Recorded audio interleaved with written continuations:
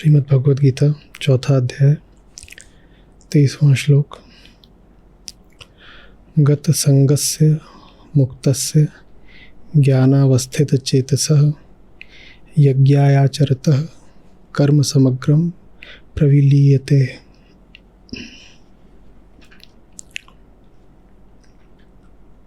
एक ही बात है जो दोहरा के अनंत तरीकों से कही जाती है।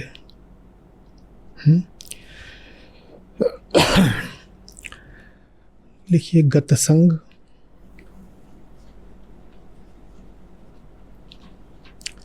गतसंग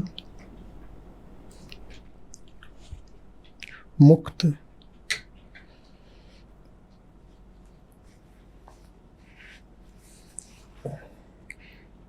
ज्ञान अवस्थित चेतस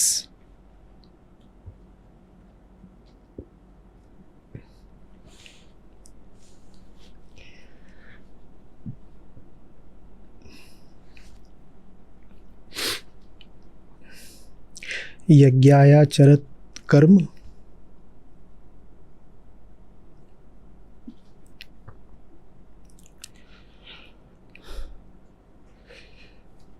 और अंत में लिख लीजिए प्रविलीन होना, प्रविलीयते, प्रविलीन होना।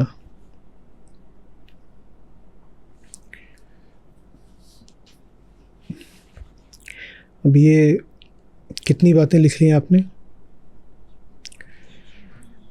अच्छा, तो आज का हमारा काम है ये देखना कि कैसे ये पांचों बस एक ही की ओर इशारा करते हैं। ठीक है। गत संग, गत संग मतलब संगत की मजबूरी से मुक्त, संगति खोजने की बाध्यता को जिसने पार कर लिया, गत संग।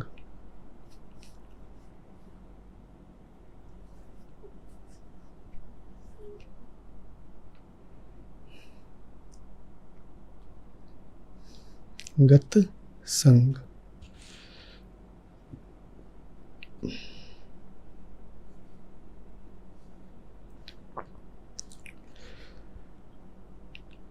संगति अहम की मजबूरी होती है, मनोरंजन नहीं होती, मजबूरी। हम जब संगति खोज रहे होते हैं, चाहे किसी वस्तु की चाहे किसी व्यक्ति की, तो हम यूँ सोच रहे होते हैं जैसे इसमें हमारी मुक्तेच्छा निहित है, कि जैसे हम स्वतंत्र होकर के चुनाव कर रहे हैं कि मुझे जाना है फलाने की संगति में, मुझे साथ चाहिए इसका उसका किसी का, जैसे ये मेरी स्वतंत्रता का द्योतक हो, मैं जाकर के फलाने के साथ हो लिया। जो जानते हैं वो कहते हैं कि संगति अहंकार की विवशता होती है, वो अकेले रह नहीं सकता। तो संगति में सुख तो क्या ही होगा, वो हमारे सबसे बड़े दुख का प्रमाण है।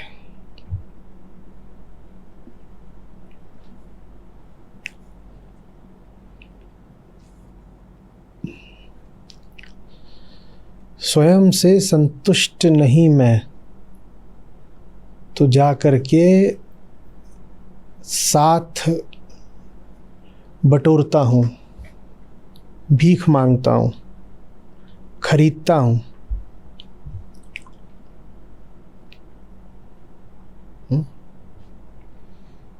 क्यों? कुल मिला करके क्योंकि स्वयं से संतुष्टि नहीं है और ये जानते भी नहीं हैं कि संतुष्टि मिलेगी कैसे। तो जो भीतर बेचैनी है, उसका कुछ भी आड़ा तिरछा इलाज संगति, ऐसा इलाज जिसकी शुरुआत ही अज्ञान से हुई है, ऐसा इलाज जो सफल कामयाब कभी हो नहीं सकता। तो इसीलिए जो आत्मस्थ है उसे श्री कृष्ण कह रहे हैं गत संग, वो आत्मस्थ है। जो सबसे ऊपरी मंजिल है उसके लिए जो ऊंचे से ऊंचे नाम हुए हैं, ब्रह्मविद, ब्रह्मलीन, मुक्त, प्राज्ञ, उन्हीं नामों के समकक्ष ये एक उपमा और है गत संग। आप किसी को ज्ञानी बोलें, मुक्त बोलें, स्थित प्रज्ञ बोलें, या बस कह दे गत संग, बात एक ही हो गई। एक बराबर पद, एक बराबर सम्मान, एक ही जगह को संकेत, गत संग। बहुत सुंदर नाम। संगति समझ रहे हैं क्या है? मैं कौन हूं मैं जानता नहीं, पर मैं इतना अनुभव करता हूं कि मैं अतृप्त हूं। तो ये इंद्रियां सब जिस संसार का परिचय देती हैं, मजबूर होकर मैं उस संसार में कुछ भी नोचने खसोटने निकल पड़ता हूं। संगति अज्ञान की विवशता है। जहाँ अज्ञान होगा वहाँ संगति का आग्रह भी होगा ही होगा।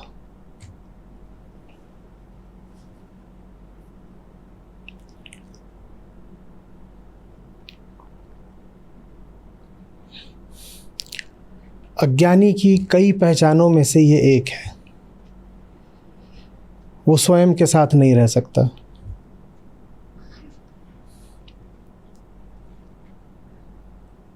उसकी सब इंद्रियां भागती हैं,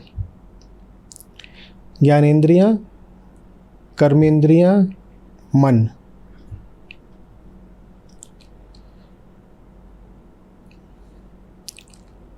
उससे कह दीजिए पाँव से एक जगह बैठ जाओ, उसको बड़ी समस्या आ जाएगी। इसलिए योग में शांत बैठना, स्थिर बैठना, ये बड़ा अभ्यास माना जाता है।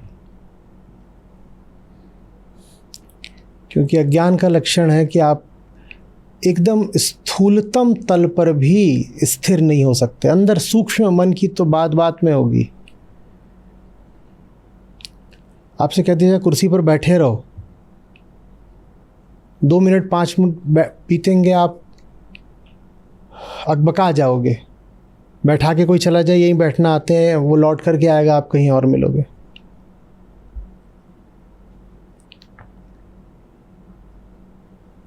कुछ ना कुछ छेड़खानी करते रहोगे।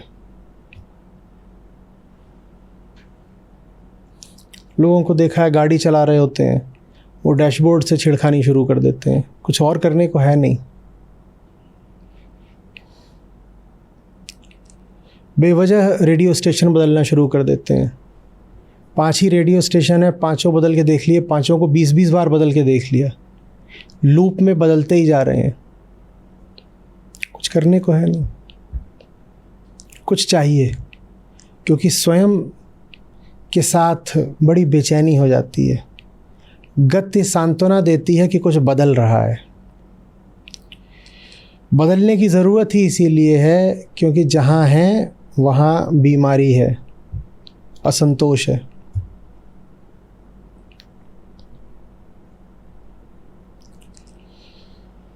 बदलने को बहुत तैयार रहता है अज्ञानी, पर जो चीज़ वास्तव में बदलनी चाहिए उसको न तो वो जानता है और न जानने की चेष्टा करता है, और कोई दूसरा आकर के बता भी दे तो बदलने के रास्ते में खुद ही वो बाधा करता है। अज्ञानी सिर्फ ज्ञान से रहित थोड़े ही होता है, वो निष्ठा से भी रहित होता है।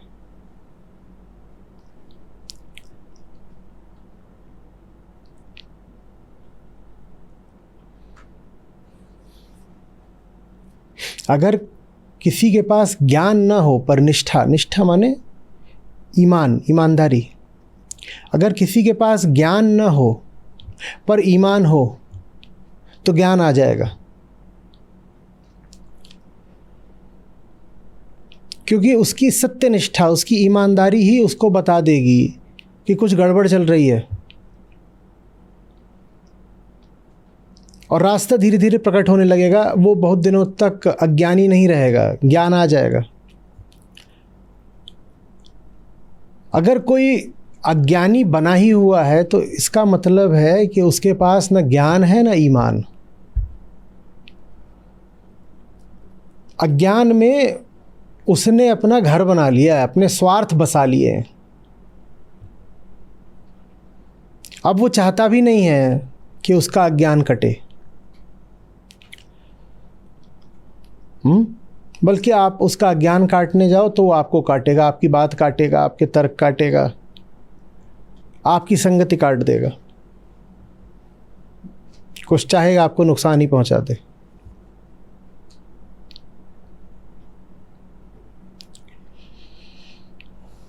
समझ में आ रही बात है?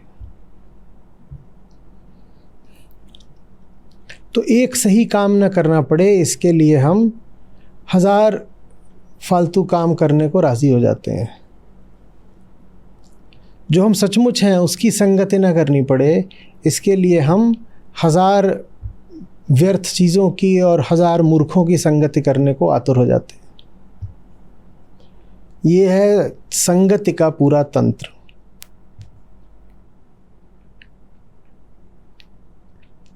जिसको दूसरों की जितनी ज़्यादा ज़रूरत है वो स्वयं से उतना ही दूर है।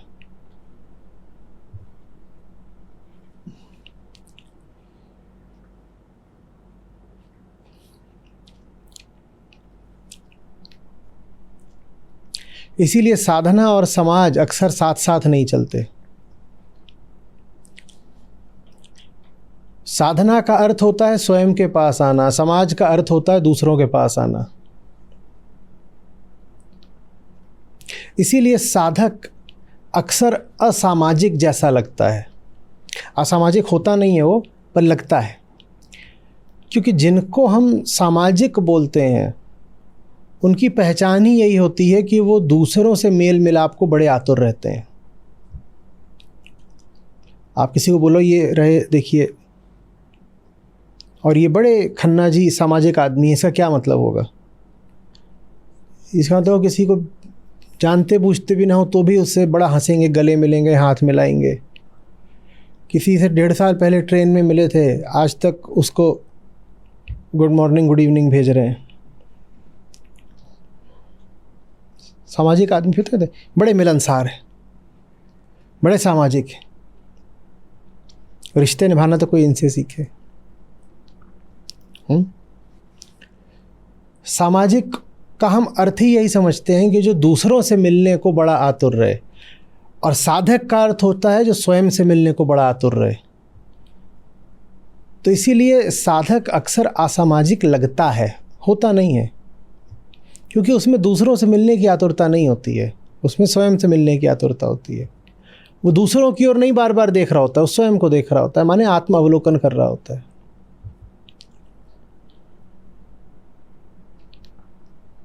बात समझ रहे हैं? अब इसके आगे की कहानी और मज़ेदार। जितने सामाजिक प्राणी होते हैं वो सब समाज को डुबोने के काम आते हैं। जिसको समाज की इतनी ज़्यादा ज़रूरत होगी वो समाज को उतना जहरीला करेगा, और समाज को उठाने का काम हमेशा उन्होंने करा है जिन्हें समाज की कोई ज़रूरत नहीं। जिनको आम आदमी ने कह दिया कि असामाजिक है, वही समाज के काम आया।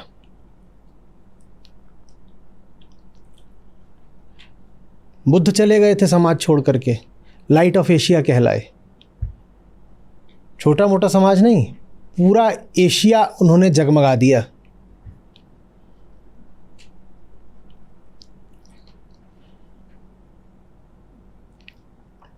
समझ में आ रही बात?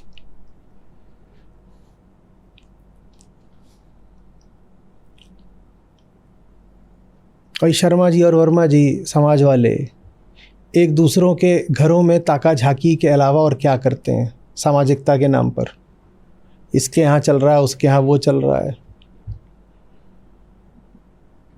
फलाने के बच्चे का जन्मदिन है, जाकर के वहाँ खड़े हो जाओ, नहीं तो तुम्हारे बच्चे के ब्याह में वो लोग आएंगे नहीं। हमारी सामाजिकता ऐसे ही तो है ना। हाँ, ये बीमारी की निशानी है, जिसको हम आम तौर पे कहते हैं द सोशल मैन। वो बड़ा बीमार आदमी है। वो समाज के पास इसलिए है क्योंकि स्वयं के पास नहीं है। समाज के पास होने में अपने आप में कोई बुराई नहीं, लेकिन स्वयं के पास जो नहीं है उससे बुरा कौन हो सकता है? और जो अपने लिए बुरा है वो दूसरों के लिए अच्छा कैसे होगा? तो जो सामाजिक आदमी है वो समाज के लिए भी अच्छा नहीं होता। गत संग, बीत गए वो दिन जब हम ललकते थे कि कोई बगल में बैठ जाए। गत संग।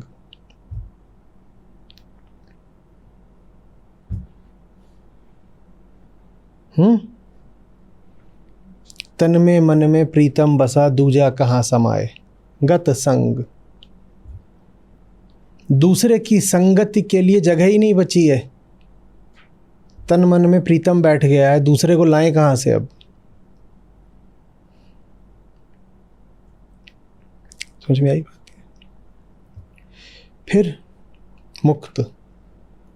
मुक्त माने क्या? किससे मुक्त? बंधन क्या होता है? जो आपके स्वभाव को रोक कर रखे उसको बंधन बोलते हैं।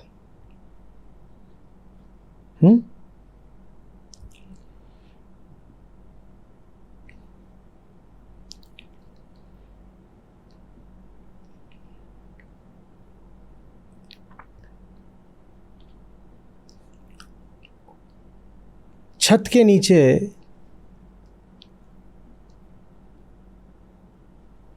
इंसान है और छत के नीचे पक्षी भी है। बंधन किसके लिए है? पक्षी के लिए, क्योंकि उड़ना उसका स्वभाव है। क्या स्वभाव में जिस अर्थ में बोल रहा हूं समझिएगा।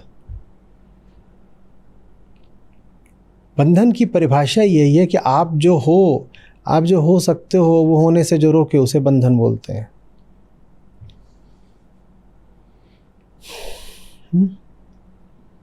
अहम आपको हर तरीके से आपकी संभावनाओं से वंचित रखता है। आप प्रेम नहीं जान पाते, आप निडरता नहीं जान पाते, आप अनुभव नहीं जान पाते, आप सच नहीं जान पाते। ये सब आप जान सकते थे तो संभावना से चूक गए ना। जो चीज़ आपको आपकी संभावना से चूकने पर मजबूर कर दे उसको बोलते हैं बंधन। बंधन। तो अहम ही बंधन है। किसका? अपना। अहम आप अपना बंधन है। अहम के ऊपर कोई दूसरे बंधन नहीं लगते, उसका होना ही उसी के लिए बंधन है। तो मुक्त भी कौन होता है? अहम। किससे मुक्त होता है? स्वयं से मुक्त होता है। स्वयं से मुक्त कैसे होता है? ये देख करके कि उसका होना उसी के लिए अच्छा भला शुभ नहीं है।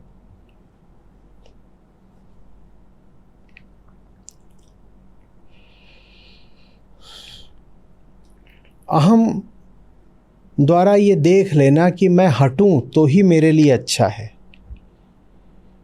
यही मुक्ति है। अब जो गतसंग है, जो मुक्त है, ये दोनों एक हैं। आज की जो आपने 5 बातें लिखी हैं, हमारा ध्येय है देखना कि क्या वो एक हैं। और अगर हम ये देख पाएं तो इससे जो बहुत सारी विविध सी प्रतीत होने वाली आध्यात्मिक सामग्री भीतर जमा हो जाती है, जैसे कोई गोदाम हो गया हो, क्लटर हो गया हो, उसको काटने में हमें मदद मिलेगी। हम देख पाएंगे कि विविध आध्यात्मिक प्रतीक, संकेत, इशारे, उपमाएं सब एक ही की बात कर रहे हैं, तो उनमें फंसने की, संदेह में आने की कोई आवश्यकता नहीं है। भले ही यहाँ एक ही श्लोक में 5 बातें कही गई हैं, पर वो पांचों बातें हैं एक ही। मुक्त कह दो किसी को, गतसंग कह दो किसी को, आपने कोई अलग बात नहीं बोल दी। हाँ, संदर्भ अलग हो सकते हैं। जो पहले संगत इसमें पड़ा हुआ था, जिसके अहंकार को सबसे ज़्यादा लोभ संगति का रहता था, जब वो मुक्त हो तो हम कहेंगे गतसंग। गतसंग, गतसंग से बस ये पता चल रहा है कि उसके बंधन का नाम था संगति, बस। वरना गतसंग का भी अर्थ मुक्त ही है। कोई कह दे गतसंग, कोई कह दे मुक्त, तो 2 बातें नहीं कह दी हैं। हो रहा है स्पष्ट? ज्ञान अवस्थित चेतस, चेतना जो ज्ञान में अवस्थित है। चेतना का अर्थ ही होता है एक द्वैत, जिसके एक सिरे पर अहंकार, दूसरे पे संसार। यही चेतना है। चेतना की परिभाषा भूलिएगा नहीं। बाद में आप लोग फिर अपने अवलोकनों में अपनी ही पुरानी परिभाषा के अनुसार कुछ लिख देते हैं। अब सवाल पूछने आते हैं, सवाल में जो पहला ही वाक्य होता है वही गड्ढमड्ढ होता है, परिभाषा ही गलत होती है। जैसे कि आप मुझसे फिजिक्स में सवाल पूछने आए कि 4 जूल का फोर्स लग रहा है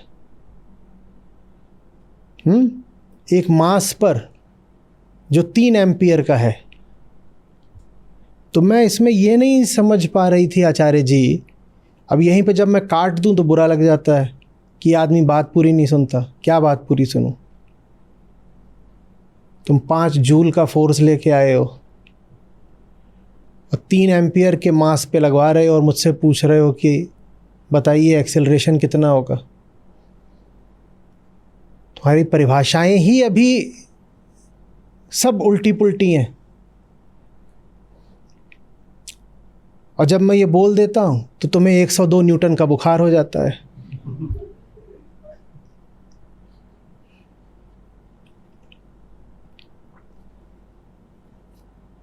बुरा मान जाते हैं, कहते हैं ये ऐसे हो रहा है तो गलत, ऐसे नहीं होगा। सुनता ही नहीं है आदमी हमारी बात। क्या सुने, तो मुंह खोलते। और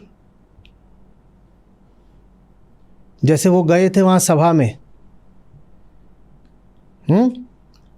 और उनको बता के भेजा गया था कि चुप ही रहना, मुंह खोलोगे तो सब खुल जाएगा।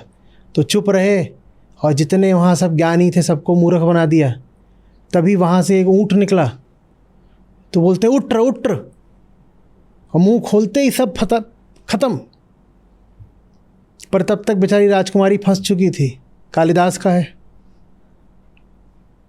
ब्याह हो गया था। उष्ट्र होता है ऊँट, और पहली बात जो उनके मुंह से निकली क्या? उट्र उट्र।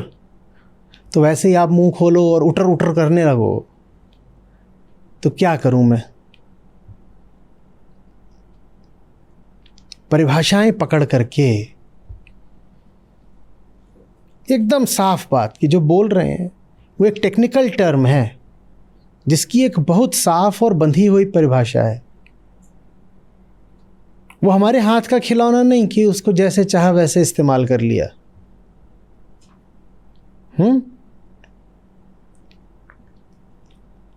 समझ में आ रही बात है? अध्यात्म बिल्कुल विज्ञान होता है।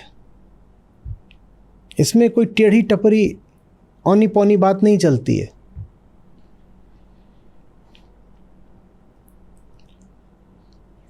आप आके बोलो नहीं लेकिन अहंकार भी तो मतलब पूर्ण अनुभव कर सकता है ना, तो मैं आपसे कोई बात नहीं कर पाऊंगा आगे, क्योंकि आप जो बात कर रहे हो वो परिभाषा के ही विपरीत है। आपने परिभाषा ही तोड़ दी। ये ऐसा ही है कि आप बोलो लेकिन आचार्य जी कहीं पर तो ग्रेविटी 12 भी हो सकती है ना। 12, हाँ 12 जूल पर मीटर स्क्वायर।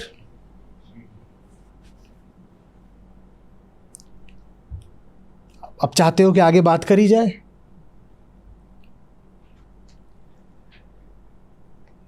ठीक है, कुछ बातों में एकदम कड़ाई, स्पष्टता, वो हमारे हाथ की चीजें नहीं हैं कि आटा डाला और उसमें से लोई निकाल के अपने हिसाब से रोटी बना दी, पराठा बना दिया, पचकोण कुछ बना दिया, या कुछ नहीं बनाया मुंह पे लगा दिया ऐसे।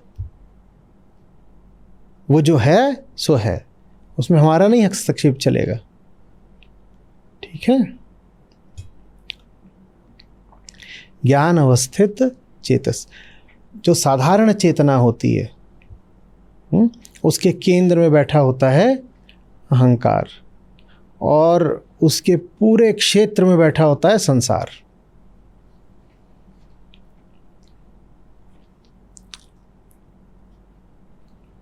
उसको आप एक वृत्त की तरह ले लीजिए या एक गोल की तरह ले लीजिए, पिंड, स्फीयर की तरह, जिसके केंद्र में क्या बैठा है? अहंकार।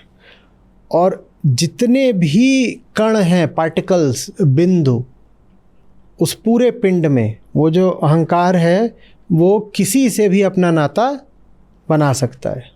वो बात किस पे निर्भर करती है? स्वार्थ पे, संयोग पे, समय पे। वो जो पूरा पिंड है उसको हम क्या बोलेंगे? वो हम के लिए क्या है? संसार।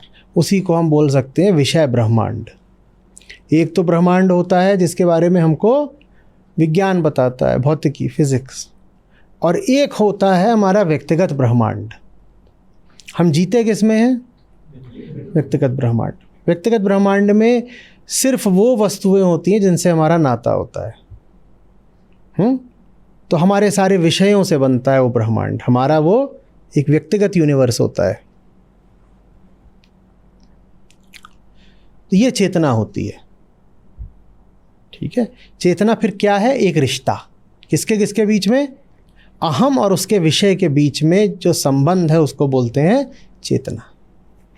इस संबंध में अहंकार अपने आप को बोलता है मैं हूं दृष्टा, मैं हूं ज्ञाता। दृष्टा भी नहीं बोलता अपने आप, वो ज्ञाता ही बोलता है। उसको पूरा भरोसा है कि उसको पता है, ज्ञान है, तो कहता है मैं जो देख रहा हूं मैं उसका ज्ञाता हूं, मैं उसका ज्ञाता हूं। और ज्ञान की जिस भी प्रक्रिया में ज्ञानी के सिरे पर अहम बैठा हो उसको ही अज्ञान बोलते हैं। अज्ञान माने क्या? ऐसा ज्ञान जो अहंकार के लिए है। अहंकार द्वारा पाया गया ज्ञान ही अज्ञान कहलाता है। अज्ञान और कुछ नहीं होता। माने बिल्कुल ज़मीनी बात, मैं जो कुछ जानता हूं उसको ही अज्ञान कहते हैं।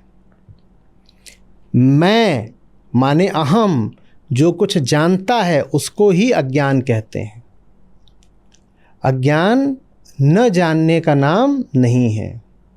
अहम द्वारा जानने को ही न जानना कहा जाता है। अहम द्वारा जानने को ही अज्ञान कहा जाता है।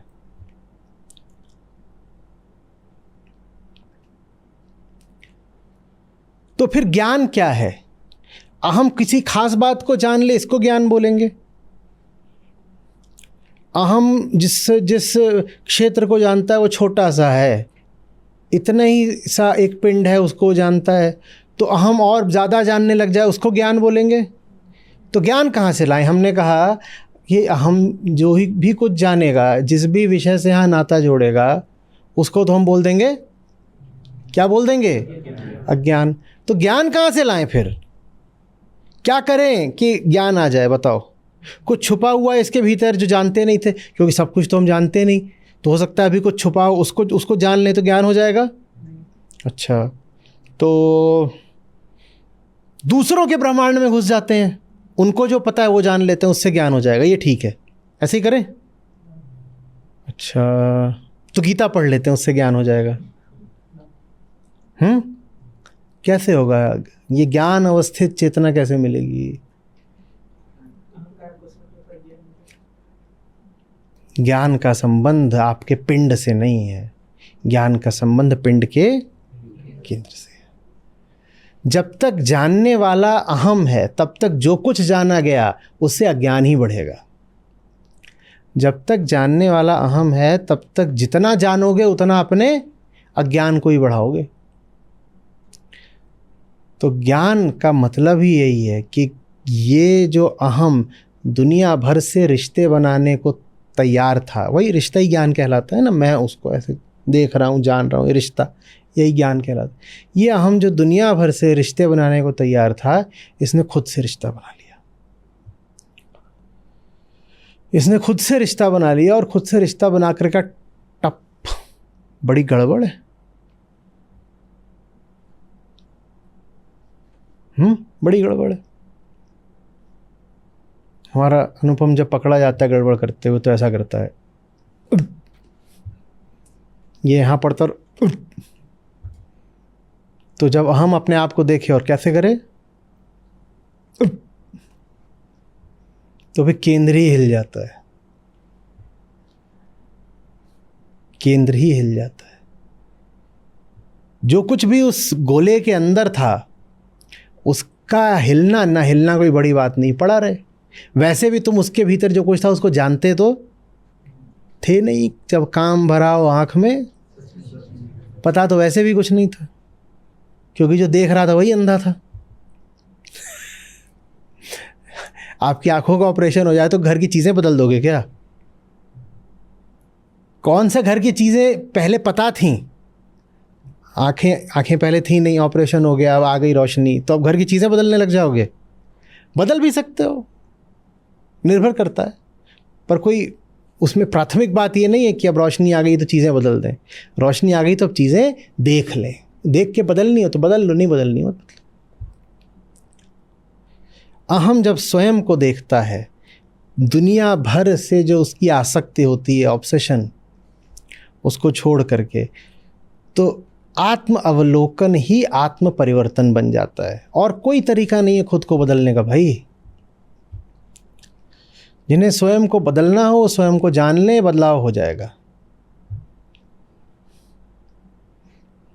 बड़ा मज़ा आता था मुझे ऐसे जैसे चिढ़ाते हुए सबको। एक उक्ति थी कि व्हेन, क्या थी रे,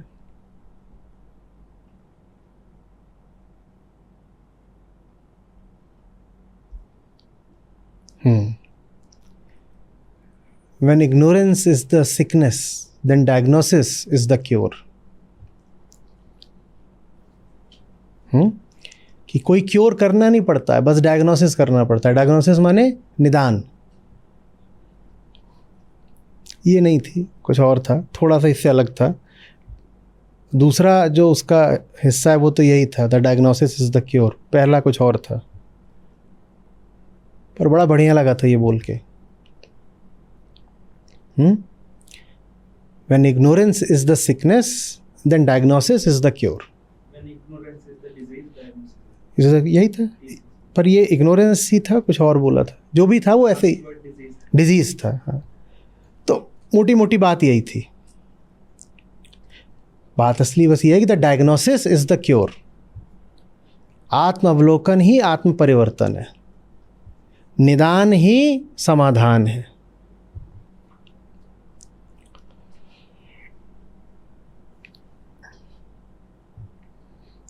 बस पता चल जाए बीमारी क्या है, बीमारी ठीक हो गई। क्यों?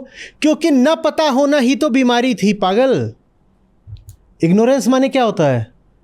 न पता होना। न पता होना ही जब बीमारी थी, तो बस बीमारी का पता चल गया, बीमारी साफ हो गई। आ रही बात समझ में? तो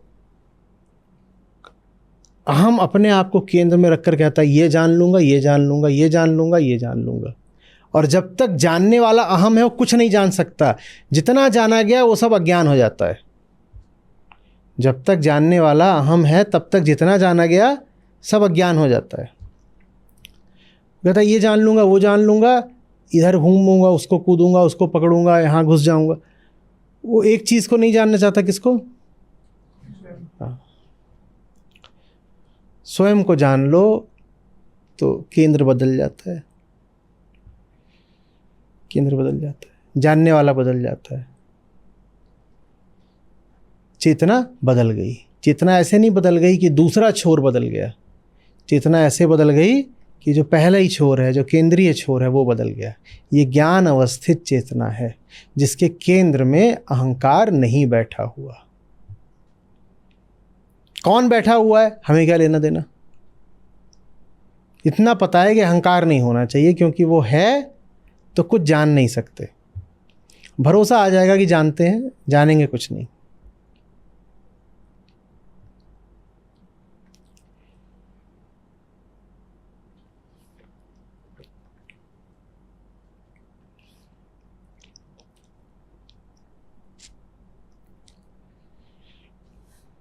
सारी बात समझ में। गत संग अहम से मुक्त। मुक्त माने हम से ही मुक्त। ज्ञान अवस्थित चेतस, जिस चेतना के केंद्र में अहम नहीं, माने हम से मुक्त। सब अलग अलग बातें हो रही हैं, एक बात हो रही है। और आपको कुछ नहीं समझ में आया अगर आपको बातें अलग अलग लगती हों। सारी बातें बस एक ही तरफ को हैं। कुल मिलाकर बात यह है कि मैं खुद को जानता नहीं, और खुद को जानता नहीं तो मुझे इधर उधर की लप्पो झप्पो करना बड़ा पसंद है। स्वयं को देखना नहीं तो दुनिया भर का इधर उधर का और देखना बहुत पसंद है।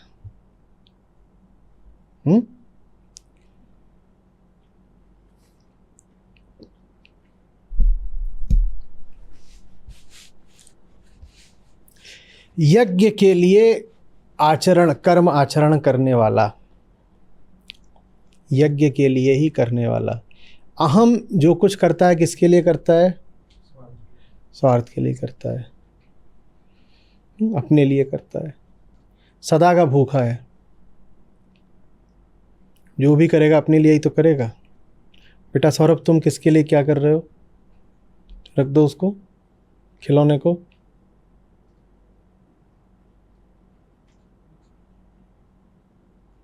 सुनो पहले जो बात हो रही है।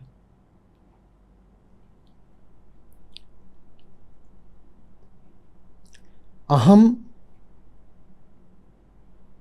की मजबूरी है स्वार्थ, उसकी बुराई नहीं है, उसका दोष नहीं है। बुराई दोष बोलो तो ऐसे लगता है कि जैसे अहम ने चुनाव किया हो स्वार्थी होने का, और वो चाहे तो स्वार्थी न भी हो। और अपनी आम भाषा में हम स्वार्थ शब्द का इस्तेमाल भी तो ऐसे ही करते हैं। बच्चे होंगे हमारे, हम उनको क्या सिखाएंगे? बेटा स्वार्थ। वो स्वार्थ कैसे छोड़ देगा? बच्चा तो अहंकार है।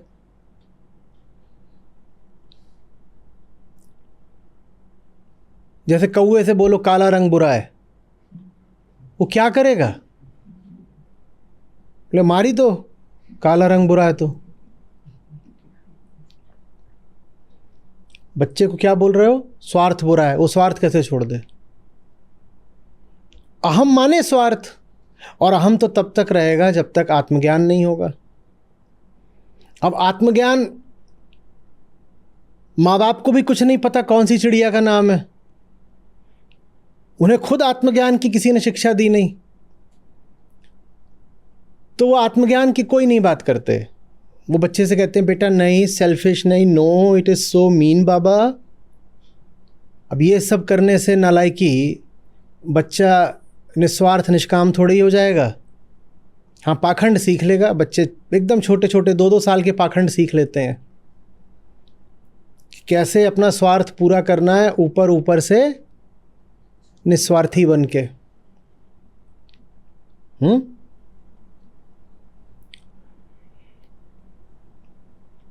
नहीं ये सेब सड़ गया है, तू मत खा, मैं पूरा खा लेता हूँ, मुझे तेरी बहुत फिक्र है, ये सेब तू मत खा, मैं खाऊंगा पूरा, और देख मैंने तेरे लिए सड़ा हुआ सेब खाया, अब तू मुझे सारे अंगूर दे दे अपने, तू मेरे लिए इतना भी नहीं कर सकती, स्वार्थी कहीं की।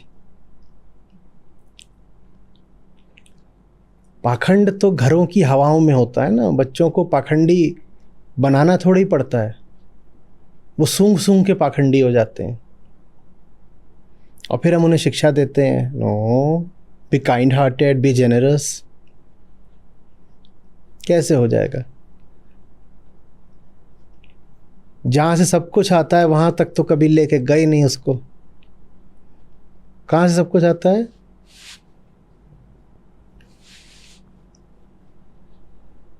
कभी उसको बोला नहीं कि देखो अभी अभी तुमने जो किया थोड़ा ध्यान दो कि क्यों किया, और जब ये कर रहे थे तो कैसा महसूस कर रहे थे। रुक जाओ, हम तुम्हें डांट नहीं रहे हैं, हम तुम्हें बुरा नहीं महसूस करा रहे, हम नहीं कह रहे कि तुम दोषी हो, गिल्टी हो, अपराधी हो, बस हमारे साथ बैठो, अभी जो कुछ हुआ चलो देखते हैं क्या हुआ।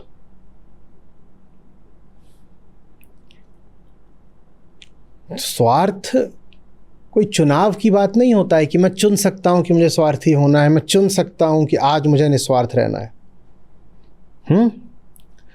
छूट छूट छूट, अगले 2 घंटे तक मैं निस्वार्थी रहूंगा, आए और लूट ले जाएं, ऐसा कर सकते हो? अहंकार की सांस है स्वार्थ। जैसे हम कहते हैं ना कि हमारे लिए श्वास है, अहम के लिए स्वार्थ है। हम जैसे श्वास बिना नहीं रह सकते, अहम वैसे ही स्वार्थ बिना नहीं रह सकता, मर जाएगा।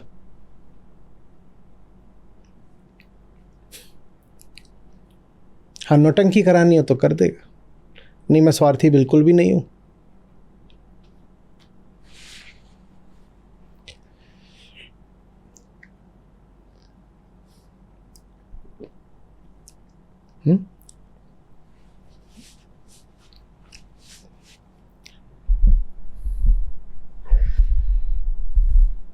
वो एक कहीं चुटकुला अभी पता नहीं देखा था, पढ़ा था।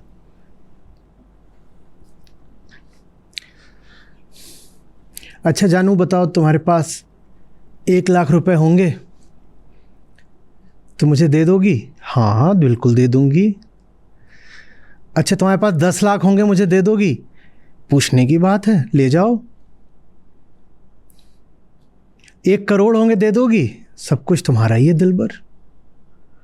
10 करोड़ होंगे तो क्यों पूछ रहे हो इतना ज़्यादा? मैंने कह दिया ना, जो कुछ है ले जाओ।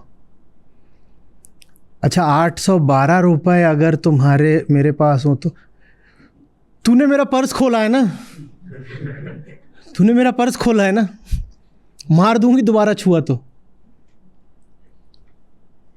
समझ? अच्छे से जानती थी पर्स में 812 है।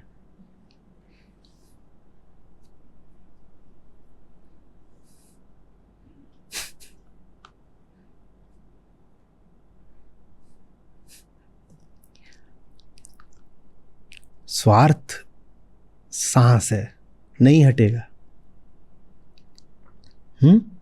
और यज्ञ का मतलब होता है दिया। मैं देने में अपनी भलाई देख रहा हूं, इसे यज्ञ कहते हैं। यज्ञ में और दान में मूलभूत रूप से कोई अंतर नहीं है, पर जब आप दान कहते हो तो वहां आशय यह होता है कि करुणा है, और जब आप यज्ञ कहते हो तो वहां आशय यह होता है कि इसमें मेरा अपना आरोहण है। हालांकि दोनों बातें एक है, यज्ञ में भी करुणा है और दान में भी आरोहण है, पर दान में जो भाव है वो करुणा का प्रमुख है, और यज्ञ में जो भाव है वो अपने आरोहण का प्रमुख है। मुझसे आगे, मुझसे ऊपर देवत्व है, तो मैं नहीं खा लूंगा, मैं आहुति दूंगा। किसको? देवत्व को। और देवत्व माने क्या? मेरी ऊंची संभावना। ये यज्ञ है। मैं नहीं खा रहा, मैंने दिया। किसको दिया? उसको जिसको देने से मैं स्वयं भी ऊपर उठ जाऊंगा। उसको दिया जिसका पहला अधिकार है इस हवि पर। हवि माने ये जो हवन सामग्री होती है, जो समिधा, मेरा नहीं है। क्या कह रहे थे श्री कृष्ण? सब कुछ देने के बाद अगर कुछ बच गया तो मैं खा लूंगा। और अगर जिसका अधिकार था उस सामग्री पर, उसको देने से पहले ही मैं खा गया, तो श्री कृष्ण ने बड़ा प्यारा सा शब्द दिया था हमें, क्या? चोर हो तुम। बोले चोर वही है जो ऊंची जगह पर आहुति देने की जगह चुपचाप बैठ के खा रहा है। यज्ञ में अर्पित नहीं किया, खुद ही खा गए, तो तुम चोर के अलावा कुछ नहीं हो। श्री कृष्ण का शब्द चोर, तुम चोर के अलावा कुछ नहीं हो। अहम यज्ञ नहीं कर सकता, अहंकार यज्ञ नहीं कर सकता। ठीक वैसे जैसे स्वार्थ नहीं चुनाव होता, वैसे ही यज्ञ भी चुनाव नहीं होता। एक ही चुनाव होता है अहम के पास, खुद को देखा कि नहीं देखा। वही बात मूलभूत चुनाव की है। और अगर खुद को नहीं देखा तो उसके बाद चुनाव बचता ही नहीं। जो खुद को नहीं देख रहा है वो क्या हो गया है? कठपुतली, मशीन, यांत्रिक। वो क्या चुनाव करेगा? ये बहुत अच्छे समझिएगा। हम जीवन में चुनाव चुनाव चुनाव चुनाव करते रहते हैं। वेदांत भी बार बार बोलता है कि देखो सब कुछ तुम्हारे हाथ में। तुम्हारे हाथ में कैसे? अहम के हाथ में कुछ नहीं होता। धोखे मत रह जाइएगा कि आचार्य जी बोल रहे थे कि सब हमारे हाथ में है, हम चुन सकते हैं। कुछ नहीं चुन सकते। पहला चुनाव कर सकते हो, पहला चुनाव गलत कर दिया तो फिर चुनाव का अधिकार भी छिन जाता है। तो एक अर्थ में सब कुछ चुन सकते हो और एक अर्थ में कुछ नहीं चुन सकते अगर पहला ही चुनाव गलत कर दिया। समझो, मैं अपना होना चुन सकता हूं। अगर मैंने चुन लिया कि मैं अहम हूं, तो अब किसी भी चुनाव का अधिकार मेरे पास बचा ही नहीं, क्योंकि अब मैं क्या बन गया? मशीन। अहम क्या है? कठपुतली। किसके हाथ की? प्रकृति के, संयोगों के, समय के हाथ की। अब वो कुछ चुन पाएगा क्या? कुछ चुन सकता है? अब वो तो पराधीन हो गया, प्रभावों के अधीन हो गया। वो क्या चुनेगा? उसके तो बटन दबाओ वो चल देगा, बटन दबाओ तो रुक जाएगा। अब कुछ नहीं चुन सकता। चुनाव सिर्फ एक हो सकता है कि मैं अहम हूं कि आत्मा हूं। वो चुनाव कर लिया तो उसके बाद फिर किसी चुनाव की कोई संभावना बचती नहीं। बताओ क्यों? अगर आत्मा हो तो अब कुछ चुनने को बचा नहीं। अगर अहम हो तो अब चुनने की न शक्ति न अधिकार। तो चुनाव सिर्फ एक होता है। चुनाव ये नहीं होता मैं पीली साड़ी लूं कि काली साड़ी लूं। ये कोई चुनाव नहीं है। आप पीली लोगे कि काली लोगे, ये बात पहले ही तय हो चुकी है। अगर आप एक मशीन हो तो आप पीली लोगे या काली लोगे, ये बात तो आपके सॉफ्टवेयर में पहले ही लिखी हुई है। आप थोड़ी चुनोगे अब। हाँ, आपको भ्रम रहेगा कि नहीं मैंने पीली चुनी। आपने नहीं चुनी, वो आपके डीएनए में लिखा हुआ था कि आप पीली ही चुनोगे।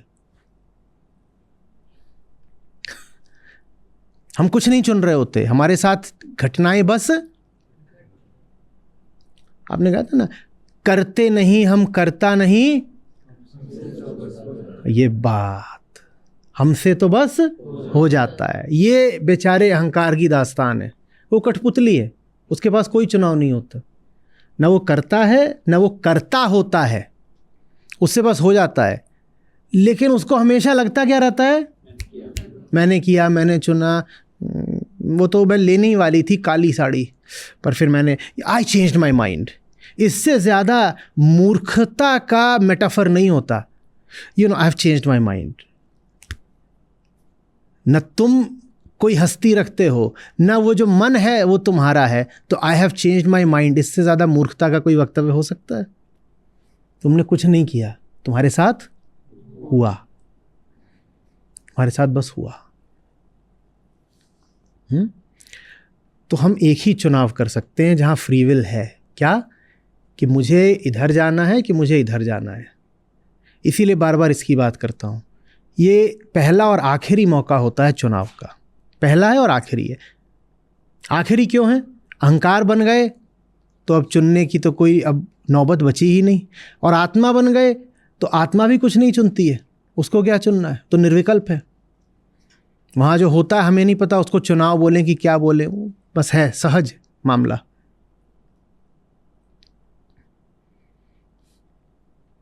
तो जीवन आपको एक ही अवसर देता है चुनाव का, क्या बताओ तुम्हें क्या बनना है। बुरी बात यह है कि एक ही अवसर देता है, अच्छी बात यह है कि वो अवसर वो बार बार देता है, प्रतिपल देता है। एक बार अवसर चूक गया तो दोबारा चुन लो। पहले भूल कर दी थी, वो अभी आड़े नहीं आएगी, दोबारा चुन लो, कोई बात नहीं। वैसे भी पहले जो हुआ था उसका भोग ही लिया होगा। कब भोग लिया होगा? तत्क्षण। लोक संस्कृति में तो कर्मफल मिलता है 2 साल बाद। जानने वाले जानते हैं कि कर्मफल तो तभी मिल गया, जब कर्मफल तभी मिल गया तो खाता बंद। The books for this movement have been closed. वे पूरा फाइनेंशियल ईयर हो तो साल बीतेगा, फिर बुक्स बंद होंगी।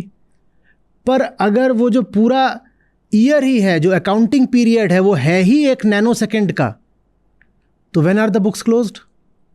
Every nano second. माने अगला साल शुरू हो गया, अगला जो अकाउंटिंग पीरियड है वो शुरू हो गया। अब उसमें फिर से मुक्त हो चॉइस के लिए, चुन लो कि ये बनना है कि ये। इसके अलावा और इसके बाद कोई चॉइस नहीं मिलती। जिसने वो गलत फैसला कर लिया, अब वो कोई फैसला करने का हकदार बचा नहीं।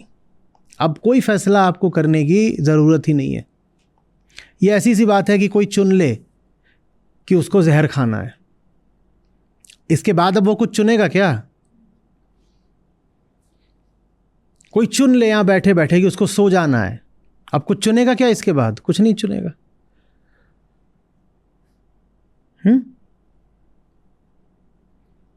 उसके बाद तो ये है कि तुमने चुन लिया, हमने धुन दिया। कुछ चुनाव हम भी कर सकते हैं। कहां गया मेरा मित्र? दिख नहीं रहा सर, लेट गया है क्या?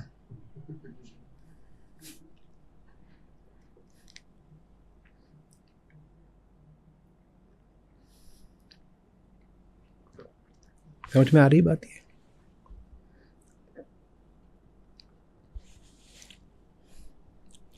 तो नैतिकता से काम नहीं चलेगा कि किसी को बोल दिया कि बड़ा स्वार्थी है, बस अपनी बारे में सोचता रहता है, खुद गर्ज कहीं का। इससे कुछ नहीं होगा, कोई लाभ नहीं। ऐसा नहीं होता अच्छे लोग होते हैं बुरे लोग होते हैं, ऐसा नहीं होता कि स्वार्थी होते हैं निस्वार्थी होते हैं। बस या तो आत्मज्ञानी होते हैं या आत्मज्ञानी होते हैं। इसके अलावा कोई भी विभाजन बुद्धिमत्ता का नहीं है। सारे विभाजन बहुत बाद के हैं। मूल विभाजन तो वहीं पर है ना जहां आपको मूल अधिकार शेष है अभी चुनाव का। वो यही है कि तुमने क्या चुना। तुमने आत्मा होना चुना, तुमने अहम होना चुना। और क्या चुनोगे ये इस पे निर्भर करता है कि तुमने खुद को देखा कि नहीं देखा। जिसने खुद को देख लिया वो अहम होना बर्दाश्त ही नहीं करेगा। इतनी टुच्ची चीज़ है वो कि उसको देख लो तो उसको बस ऐसे ही झिड़क देने का मन करता है। कभी हुआ ऐसा कि जुकाम वगैरह हो गया, नाक बह रही हो, वो बह करके यहाँ आ गई और पता नहीं चलता, और तभी कहीं से गुजरे वहाँ पर कुछ ऐसे ही मिल गया, शीशा लगा हुआ था, दिख गया, और दिखा नहीं कि क्या करते हो तुरंत? अबे दिख जाना काफ़ी है। दिखना माने सफाई, और जब तक नहीं दिखा तो पड़ा रहेगा। अहंकार इतनी गंदी चीज़ होती है, बहती हुई नाक। अगर किसी के मुंह पे अभी वो पुती हुई है तो इसका मतलब उसने अभी देखा नहीं, और कोई वजह नहीं। आत्मावलोकन नहीं कराया तो इसीलिए अभी चेहरे पे छीछन पुता हुआ है। पक्का है कि नहीं देखा। देख लिया होता तो ऐसे घूमेगा ही नहीं, और ना देखा हो तो फिर और बहुत तरीके के आए कार्यक्रम हो सकते हैं। ऐसे जबान लगाकर चाट रह कर कुछ बढ़िया एकदम नमकीन नमकीन सा आ रहा है, इसे कहते हैं अनुभव लेना। सुख है यही। सुख क्या है? अहंकार की नाक बह रही है और वो इंद्रियों से उसको चाट रहा है और कह रहा है बढ़िया स्वाद है, बढ़िया, नए जायके की नमकीन उतरी है मार्केट में।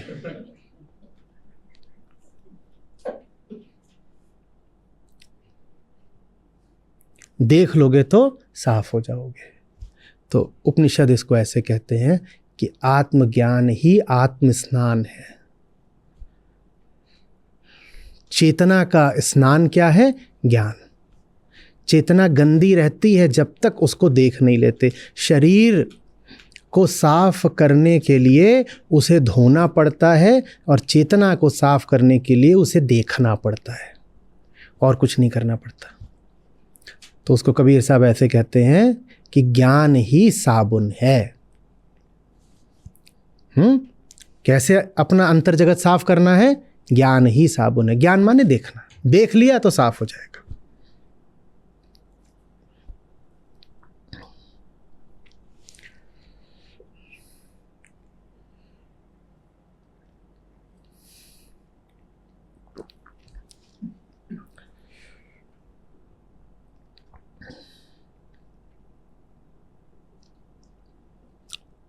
पता नहीं, सूफी कहानी है शायद। कल स्त्री शाह साहब की बात कर रहे थे तो याद आ रहा है कि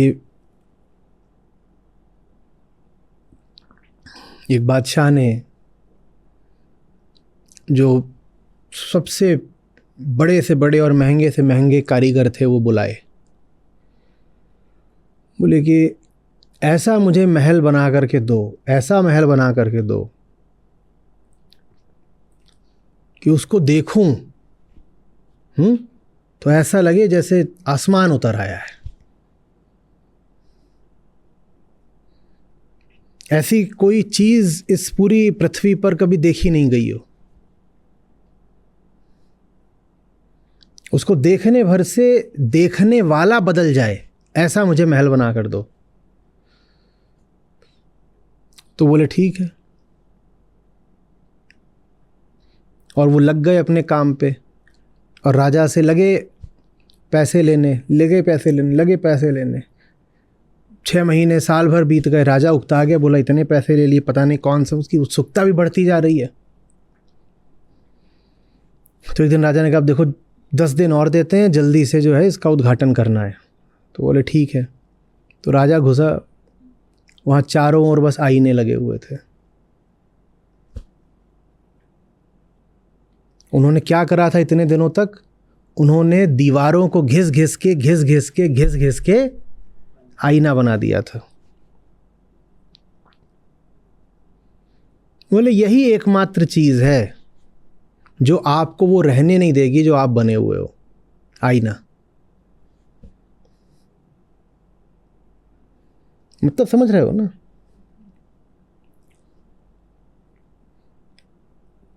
वो कोई विशालकाय चेंज रूम नहीं बना रहे थे। इशारा क्या है ये समझिए। हमें जिंदगी में आईने चाहिए होते हैं जो हमें हमारा असली चेहरा दिखा दे। संसार उल्टा काम करता है। संसार हमें हमारी कॉम्प्लीमेंट्री इमेज दिखाता है। संसार हमें हमारा ट्रांसपोज्ड वर्जन दिखाता है। नहीं समझे? संसार पुरुष को यह नहीं दिखाएगा कि देख तू पुरुष है। संसार को जब पुरुष देखेगा तो उसे स्त्री दिखाई देती है। पुरुष संसार को देखता है तो उसे क्या दिखाई देता है? आप एक महफिल में जाते हैं, वहां 5 मर्द हैं, 5 औरतें हैं, आपको क्या दिखाई देता है?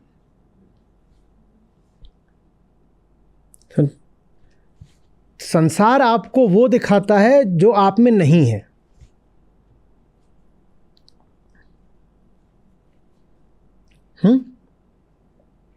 जिससे आपकी प्रतिपूर्ति हो सके। और आईना आपको वो दिखाता है जो आप हो।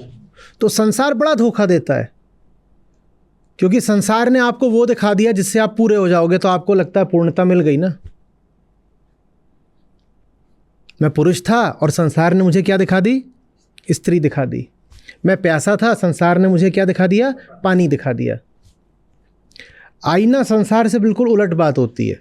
आईना आपको पानी नहीं, आपकी प्यास दिखाता है। आईना जब देखोगे तो पता चलेगा कि प्यास नाम की चीज़ है क्या, प्यास की क्या परिभाषा है। पानी हटाओ, प्यास में असलियत कितनी है पहले ये तो पता करो। आईना का ये अर्थ है, ये जान लेना कि मैं कौन हूं। ये नहीं जानने लग जाना कि मेरी कामना कैसे पूरी होगी। अरे किसकी कामना? वो तुम्हारी कामना है ही नहीं। समझ में आ रही बात है? तो हम कहते हैं ना कि संसार अहंकार का प्रक्षेपण है। प्रक्षेपण तो है, पर इन्वर्टेड प्रक्षेपण है। जैसे पुराने समय में कैमरे होते थे, उसका नेगेटिव निकलता था कि जो काली चीज़ें होती थी वो नेगेटिव किन किन लोगों ने देखे हैं? तो काली चीज़ें उसमें कैसी दिखाई देती हैं? सफ़ेद सफ़ेद। अहंकार ऐसे प्रक्षेपित करता है संसार को। जो तुम्हारे पास नहीं होता वो तुम्हें सबसे ज़्यादा दिखाई देता है। तुम अगर काले काले हो तो तुम्हें सब गोरी गोरी चीज़ें दिखाई देंगी, नेगेटिव। तुम प्यासे प्यासे हो, तुम्हें पानी पानी दिखाई देगा। तुम घोड़े घोड़े हो तो तुम्हें घास घास दिखाई देगी। और तुम शेर शेर हो तो तुम्हें घोड़े घोड़े दिखाई देंगे। घोड़े को कभी घोड़े दिखाई देंगे? घोड़े को क्या दिखाई देगी? घास, क्योंकि घोड़े का स्वार्थ है।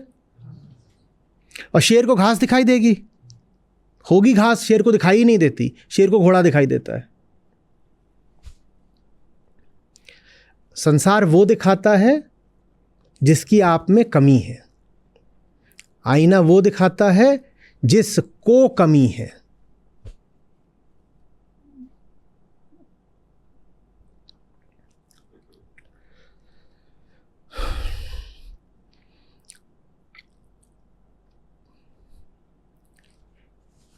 जो मुक्ति की तरफ बढ़ रहा है उसका ये लक्षण होता है, वो दाता बनने लग जाता है। क्योंकि हम एक आधिक्य होता है ना, एक अतिरिक्तता।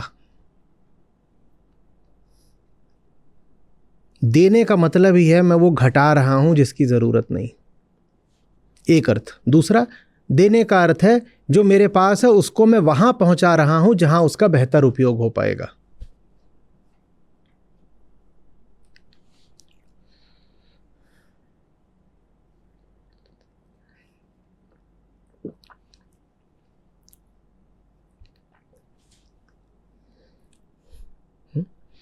तो मुक्त पुरुष के सारे ही कर्म यज्ञ जैसे हो जाते हैं। यज्ञ उसके लिए एक विशिष्ट कर्म नहीं है, उसके कर्म मात्र को अर्थात प्रत्येक कर्म को यज्ञ कहा जा सकता है। वो यज्ञ नहीं करता, वो जो करता है वही यज्ञ है। तो इसलिए आप उसके जीवन में यज्ञ खोजने जाएंगे, निराशा मिलेगी। यज्ञ उसने दिन भर 24 घंटे पूरे हफ्ते करा ही नहीं। आप यदि यज्ञ से कोई अनुष्ठान, कोई कर्मकांड सोच रहे हैं तो उसने करा ही नहीं। उसने जो करा वही यज्ञ है। यज्ञ माने वो कर्म जो अहम के केंद्र से नहीं आ रहा, स्वार्थवश नहीं हो रहा, उसको ही यज्ञ कहते हैं। निष्काम कर्म का ही दूसरा नाम यज्ञ है। जो लोग गीता श्रृंखला से थोड़ा पहले से जुड़े हैं उन्हें याद आ गया होगा। यज्ञ माने निष्काम कर्म।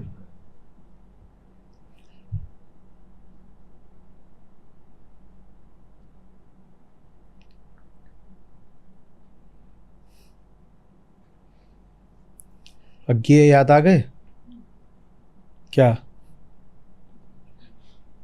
मैंने आहुति बनकर देखा यह प्रेम यज्ञ की ज्वाला है। मेरा जीवन ललकार बने, असफलता ही असिधार बने। इस निर्मम रण में पग पग का रुकना ही मेरा वार बने। वे रोगी होंगे प्रेम जिन्हें सम्मोहनकारी हाला है, वे मुर्दे होंगे प्रेम जिन्हें अनुभव रस का कटु प्याला है। मैंने विदग्ध हो जान लिया, अंतिम रहस्य पहचान लिया। मैंने आहुति बनकर देखा यह प्रेम यज्ञ की ज्वाला है। उस यज्ञ की बात हो रही है यहाँ पर। प्रेम माने यज्ञ, प्रेम माने विद्रोह, प्रेम माने स्वयं को आहुति कर देना, जान लेना कि मेरे लिए बेहतर यही है कि खाक हो जाऊं।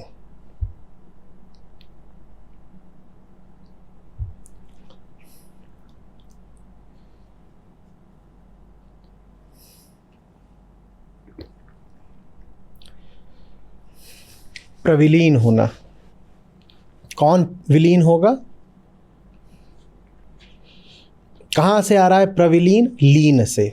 लीनता माने क्या होता है? घुल जाना, लय होना, लीन होना, ये सब एक ही दिशा के शब्द हैं। मिट जाना, घुल जाना।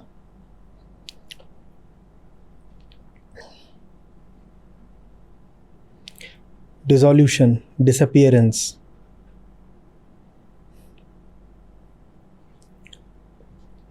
किसको मिटना है?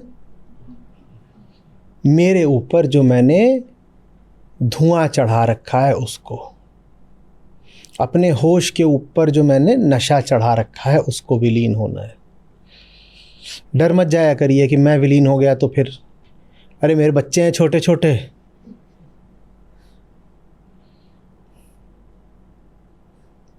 आपके ऊपर मैल जमी होती है तो उसको विलीन करते हो कि नहीं करते? नहीं करते। वो जो नाक से ऐसे बह रहा होता है उसको विलीन करना है कि नहीं करना है? हाँ, या उसका यहाँ पे डूडल बनाना है? तो यही है, उसको विलीन करो जो तुम्हें गंदा कर रहा है तुम्हारे ऊपर चढ़ के। ना मैला साफ करो, आग के ऊपर धुआं क्यों चढ़ा हुआ है हटाओ ना। पुराने स्कूटर आते थे, गाड़ियाँ आती थी, उनमें कार्बोरेटर वाले इंजन होते थे, देखा है सफाई करनी पड़ती थी। हर महीने किसी रविवार को डैडी लोग खोलते थे, उसमें से निकालते थे, फिर उसको वैसे ही स्पार्क प्लग होते थे, उन पे कार्बन जम जाता था, फिर मारते रहो किक, मारते रहो किक, वहाँ स्पार्क ही नहीं होता था।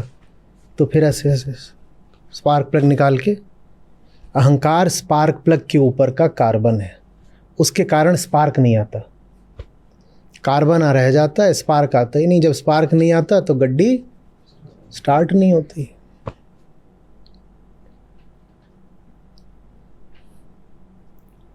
स्पार्क प्लग में कोई कमी हो गई थी, कुछ ज़्यादा आ गया था। वो जो ज़्यादा है उसको अहम बोलते हैं, उसको विलीन करना है। विलीन होने का मतलब नहीं कि आप गायब हो जाओगे और जाके कह रहे हो कि अरे अलविदा, अब नहीं मिलेंगे दोबारा, अच्छा चलता हूँ, दुआओं में याद रखना। बहुतों के लिए अध्यात्म का यही मतलब होता है, कह रहे घर तोड़ रहे हैं, जवान लड़कों को सन्यासी बना रहे हैं। अरे मैं उनके स्पार्क प्लग साफ कर रहा हूँ, तुम्हारे ये जवान लड़के सब ये बुझे हुए कोयले थे, मैंने अंगारा बना रहा हूँ, कुछ स्पार्क ला रहा हूँ इनमें। बोले हाय हाय मेरा झुन्नू ले गए।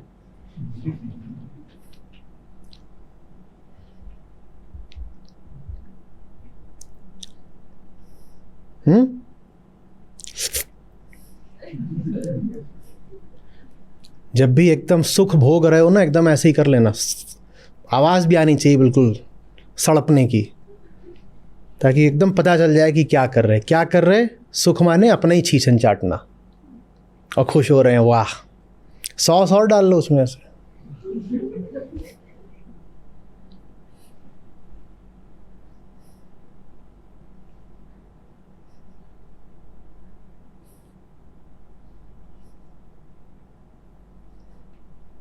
भयभीत क्यों दिखाई देते हो? मैं चाहता हूँ मैं खुद चुटकुला बन जाऊँ। मैं चुटकुला भी बोलता हूँ तो यहाँ चेहरों पे खौफ पुत जाता है। इतना क्या भयावह हूँ मैं डरावना हूँ। मुझे छोटे बच्चे इसीलिए चाहिए होते हैं आगे, वो मुझसे डरते नहीं। बड़ा अच्छा लगता है बच्चों के साथ। बड़े डरना शुरू कर देते हैं और छोटे वाले, उन्हें कोई डर नहीं लगता, वो मौज में रहते हैं। एक बार हुआ था, बैठी थी एक छोटी सी, पुणे की बात है शायद। मैंने कहा बताओ क्या सीखा सत्र के बाद। मैंने कहा मैं इसको ज़रा छेड़ूं। तो कहे नहीं बताएं। मैंने कहा क्या लिखा है उसमें, दिखाओ। पर नहीं बताएंगे। मैंने कहा नहीं बताना तो पड़ेगा, नहीं हम जाने नहीं देंगे। तो बोली अच्छा हम आपके कान में बताएंगे। मैंने कहा आओ फिर कान में बताओ। तो आई, मैंने कान यूं किया तो ऐसे बाल खींचे, कान में कूकी मारी और भग गई और हंस रही है। मैंने कहा ये ठीक है, ऐसा होना चाहिए, कम से कम डर तो नहीं रही है।